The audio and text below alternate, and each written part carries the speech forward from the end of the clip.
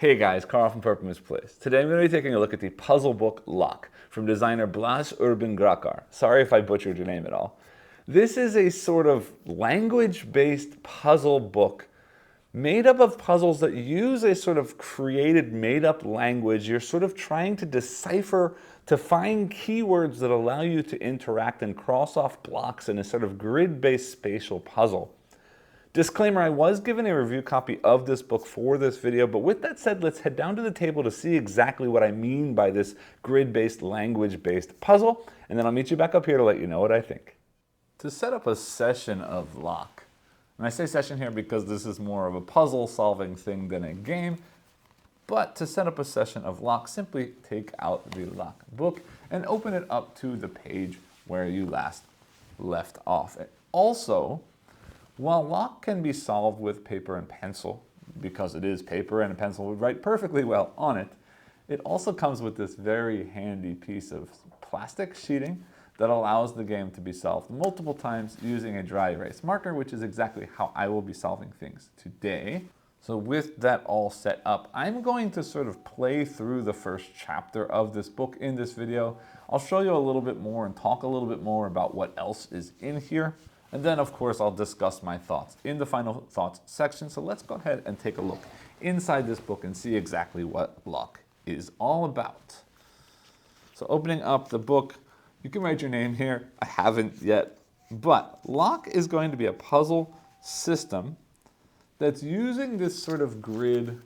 And this is not really a game that's solvable here. This is just sort of a piece of artwork. But it's going to be using a grid, using these weird letter patterns to trigger different things that happen, and your goal in the game is to cross out all of the blocks in that puzzle. So let's go ahead and get in a little bit more.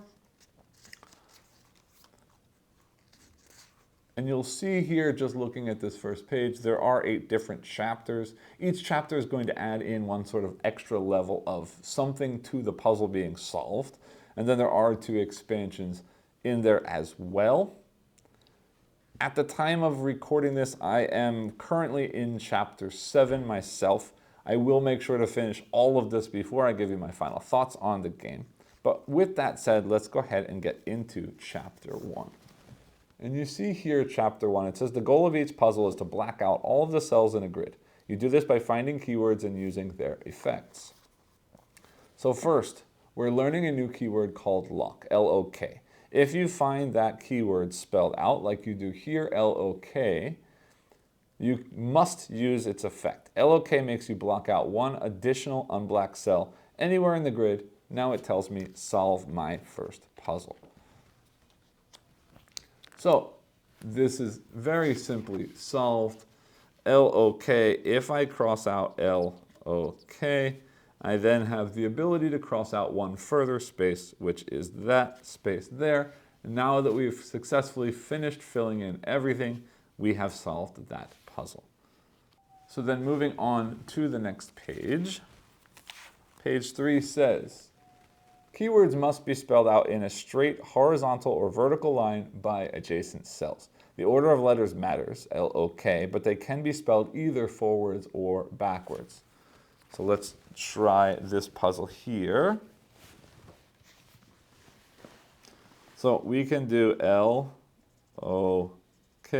to fill in one of these empty spaces.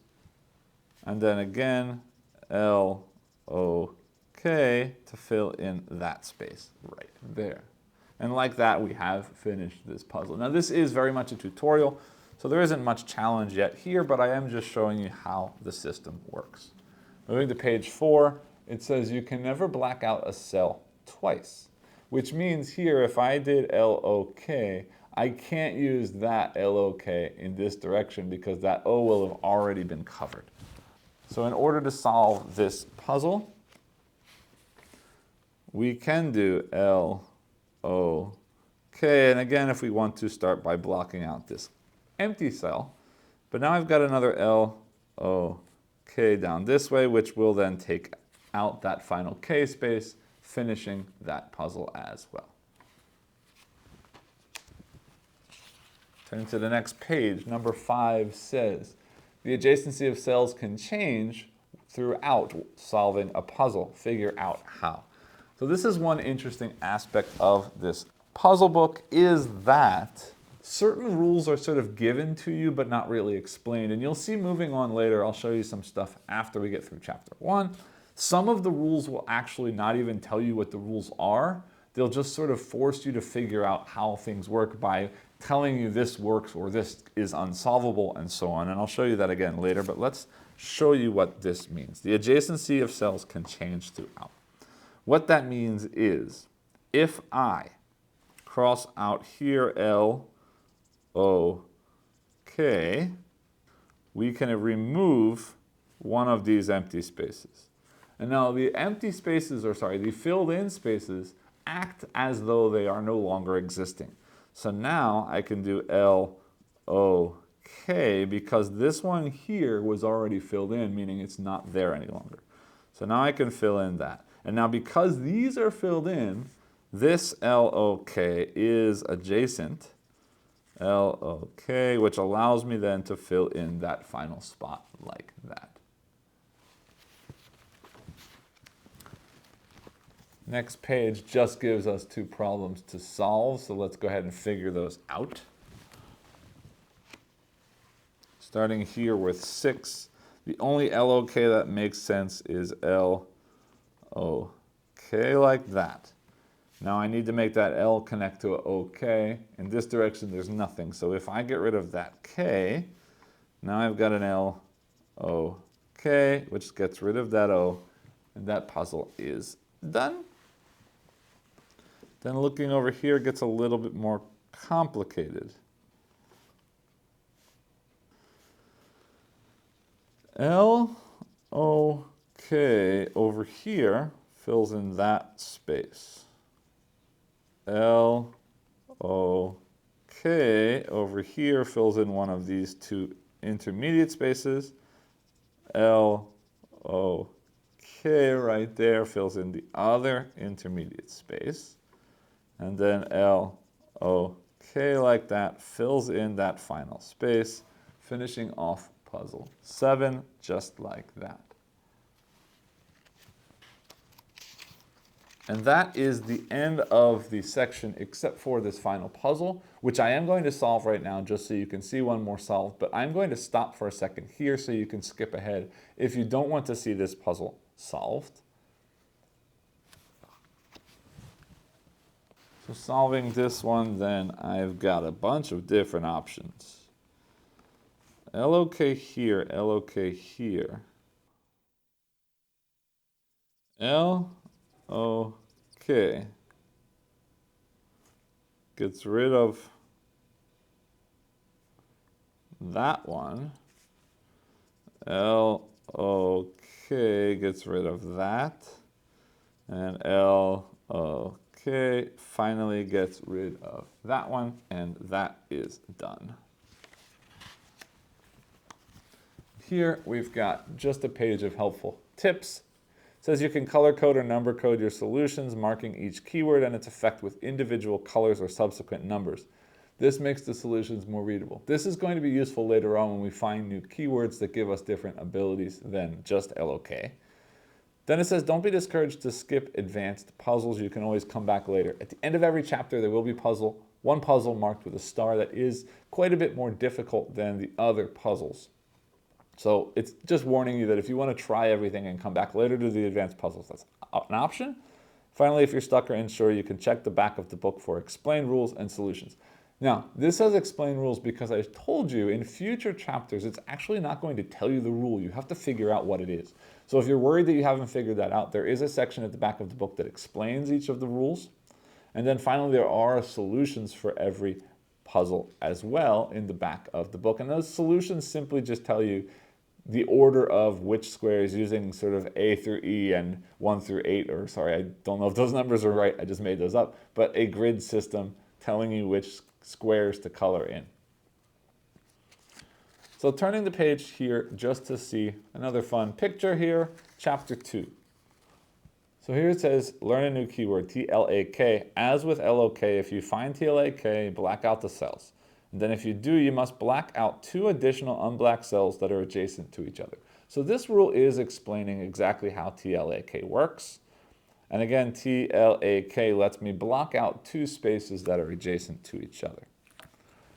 I'm not going to show you any of the puzzles in this chapter because I don't want to spoil anything more, but I do want to skip ahead to the next chapter because here's what I was talking about. It says, learn a new keyword and its effect. Trust the learning process. Look at multiple puzzles in a row if needed.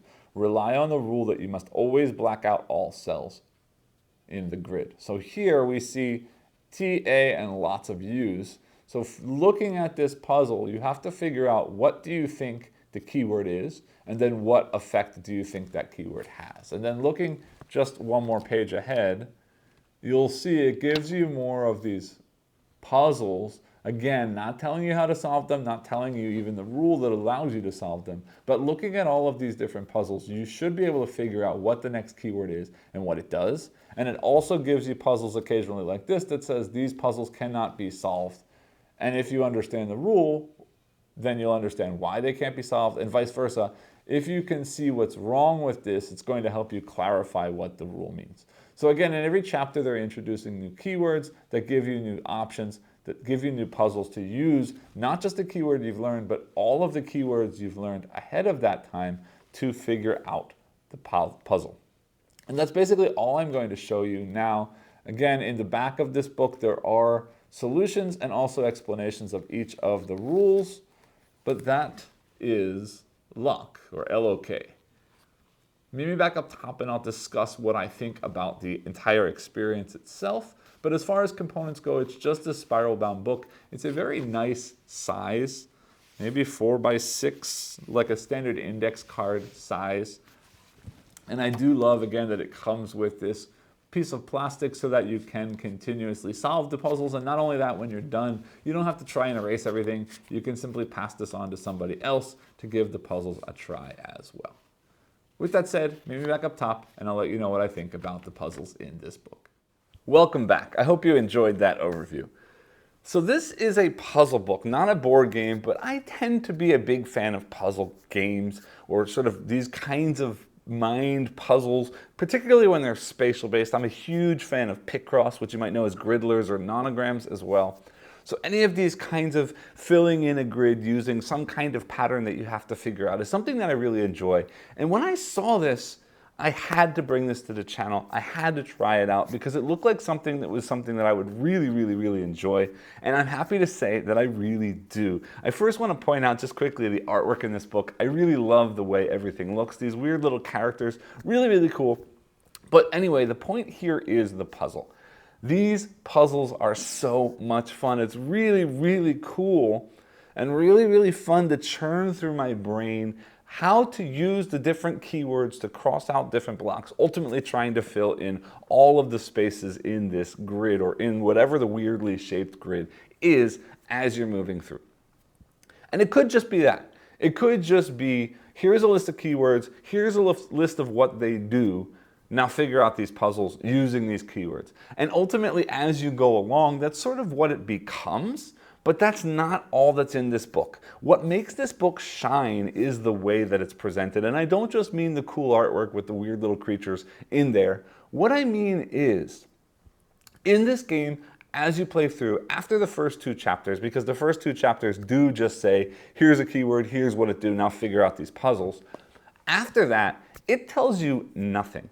There's no text in this game, except for this weird made-up language. And it's your job to, here's a puzzle, now solve it. And you look at the puzzle and you say, well, I know from before that this does this and this does that. But I don't know anything else. And I need to figure out, how can I eliminate everything else that's remaining in this grid using some kind of rule that I don't know? And the nice thing is that each chapter has multiple puzzles, and of course they start out very simply to help you figure out those rules and then become more and more complex as you go. But the point is, with multiple puzzles, if I can't figure out this pattern from the first puzzle, I can compare the first few puzzles and look for a pattern that sort of exists across all of the puzzles. And this is really interesting to me because it's not, here are the rules, now use the rules to solve the puzzle. The puzzle is, how do I solve the puzzle? And then once I understand how to sort of strategically solve the puzzle, I then have to work through all of the steps to actually get it done. So there's a puzzle within a puzzle that really makes for a really interesting and fun experience. For me, I love this idea. Not only am I a puzzle fan, actually, I should point this out. I did study German and Spanish in high school, and then I did study Japanese for quite a while in college, and then I moved to Japan, continued studying Japanese while I was working there for 6 years, and even still continue to this day learning Japanese. But also in college, in addition to my language courses, I also took a linguistics course. And one of the things I loved most about that course was, here's a bunch of random words put into syntax based on a language that exists that you don't know. Now, knowing what you know about language and knowing what you know from these couple of hints that they give you, figure out what's being said or understand enough of the conversation to figure out what's going on, learning how language works. And that's exactly what's going on here. This is not just a spatial puzzler. This is not just a crossword. This is not just a Picross. The idea of language here is really cool because the language doesn't really mean anything. It's not like writing sentences or writing paragraphs. These are keywords. But you have to understand that that keyword has some kind of information that tells you how you can cross things off in the grid. So it really does feel like you're deciphering some kind of alien language based on pattern recognition. And as a lover of language and as a lover of and teacher of science, that idea of pattern recognition and trying to use patterns to learn rules, to then use those rules to solve other patterns or to solve other puzzles, following those rules is really, really fulfilling to me. And I love how that's done here because each step does build on previous steps. It's not like you're adding, suffixes to a word. Each word is different. But as you build, you can kind of understand what is possible. And then what is not possible around that thing is something then you can figure out from the next keyword. Well, if this is possible with this, then I have this stuff remaining. And what kind of rule could potentially get rid of that stuff in a turn or in 2 turns based on the other things that I see that could potentially be these words or could potentially be the letters that spell out other words that are keywords that then allow me to clear other things on the grid. And this, I don't know, logical thinking pattern of solving patterns, using new patterns based on previous patterns really feels fulfilling. And as you solve the problems, or the puzzles, I guess, it really does feel great when you've figured out not just what the rule is, but then how to use those rules to solve ever more complex problems. And as you go on, you continue to use the stuff that you've previously used before. So it's not like each chapter is focused on one thing. Each chapter is focused on one new thing, plus all the stuff you know from before. So it's also a matter of how do you combine these different things together in order to solve this new problem. And I continue to say this, but I will continue to say this. I'm gushing. I love this puzzle book. I love the thought that's gone into this. I am blown away by some of the decisions and some of the ways that these things fit together. And sometimes you look at a puzzle and you think, yeah, that can't be done. But then you do it and it feels great. Now, let's talk about difficulty. For the most part, the regular problems in each chapter are not that hard. They're not easy. Don't get me wrong, they're not easy. And I tend to be a puzzle person, so I've got lots of practice in this kind of thinking space. So they may be harder for you than they were for me, but they are solvable. And what that means is I never felt punished by the standard puzzles in each chapter. But then if you're looking for a challenge, every chapter at the end has a star or 2 stars or potentially 3. I don't remember if there were ever 3. I think 2 is generally what it was. There are these star problems, which are basically challenges. And while I did finish some of those on my own, I did end up using a little bit of hint to solve a few of them as well because I did want to solve them. Because not only did I enjoy solving them, but I enjoyed seeing the solution and these sort of interesting thinking patterns that allowed them to be solved. So there's definitely a challenge available in this game, but it never, sorry, in this puzzle book, but it never felt punishing in any way. Because all of the standard non-star puzzles with time and effort put in and sort of logical deductive thinking, it was not too crazily difficult to finish any of those. Now, saying that, I did occasionally use a hint. And when I say a hint, what that means is in the back of the book, there's actually 2 sections. The first section will explain all of the rules of the things in there. So if you're the kind of person who likes solving the puzzle, but the idea of trying to figure out the meaning of the different keywords and how they work as rules is something that's daunting to you, don't worry about it, because there is a whole section in the back that does slowly, piece by piece, teach you the rules of the game, which means that if you just want a little bit of a hint, or if you know the core rule but you don't understand sort of this extension as to how it's being used in a specific problem or puzzle, it's there in the back of the book. But then in the other, beyond that, is a solution guide. And the solution guide uses A, B, C, D, E, 1, 2, 3, 4, 5 grid-based kind of system to walk you step by step through each problem and how it is solved. So very often, no, I don't want to say very often because that sounds like I cheated on every problem. Not so often, but occasionally what would happen is I figured out how to solve the puzzle, but there was one step where suddenly it stopped working. So sometimes I'd go in the back of the book and I'd see the solution was following my thinking, and then suddenly there was something different that I hadn't thought about. And just based on that one little different thing, not reading the rest of the solution, coming back to the puzzle, I was then able to use that twist to figure out the rest of the puzzle. Likewise, sometimes it was just the getting started. What was the first step I needed to do? And if I went to the back of the solution and I looked at that very first step and didn't pay attention to the rest, I could then come back and use that first step as a sort of springboard to solve the rest of the puzzles.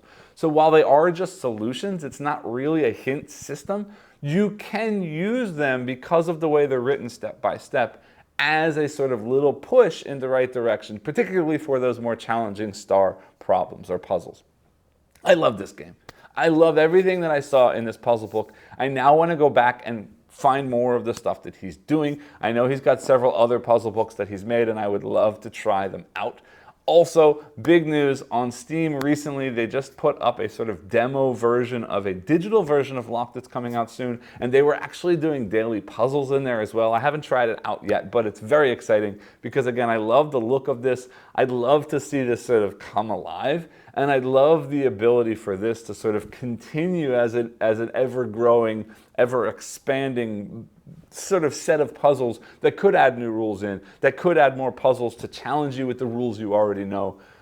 Again, big fan. There's not a whole lot much more that I can say, except that if you like puzzles, if you have any interest in languages, if you have any interest in sort of spatial grid-based fill-in-the-grid kind of thinking logic puzzle, definitely check this one out, because I am a huge fan. I'm very surprised by what I've seen here, and I'm very excited by what I've seen here, and I can't wait to try more from this designer.